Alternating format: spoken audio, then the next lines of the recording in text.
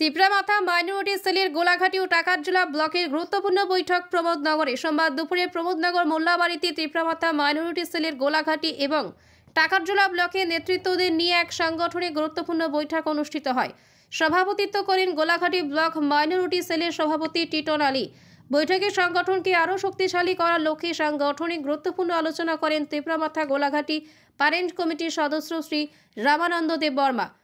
অখিল Debbarma Tipra Motha minority সেলের সভাপতি সৈয়দ শাহু আলম মিয়া সহ অন্যান্যরা বক্তব্য রাখতে গিয়ে তিপ্রামাথা মাইনরিটি সেলের সভাপতি শাহু আলম বলেন, মাইনরিটিদের জন্য ত্রিপুরা রাজ্যে কেউ যদি ভেবে থাকে তাহলে সেটা হলো মহারাজ প্রদ্যোৎ কিশোর দেববর্মন।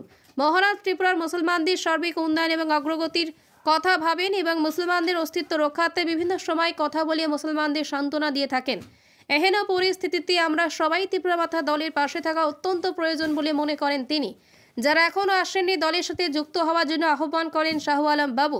সভায় বিশিষ্টজনদের মধ্যে উপস্থিত ছিলেন তিপ্রামাথা মাইনরিটি সেলের সদস্য খলিল মিয়া, গোলাঘাটি মাইনরিটি সেলের ওয়ার্কিং প্রেসিডেন্ট মোহাম্মদ আমির হোসেন, তৈয়ব আলী, রিয়াদ হোসেন, তারিক আনোয়ার, আরুব আলী, নবীর হোসেন, মফিজ মিয়া, হানিফ মিয়া, সজল মিয়া সহ অন্যান্য কর্মকর্তারা। দেখুন বিস্তারিত। Long live, long live, long live. Maharaja, long live, long live, long live. Maharaja, long live, long live, long live. I do say long live, long live, long live. Maharaja, long live, long live, long live. Dipramadake, Dipramadake, Dipramadake.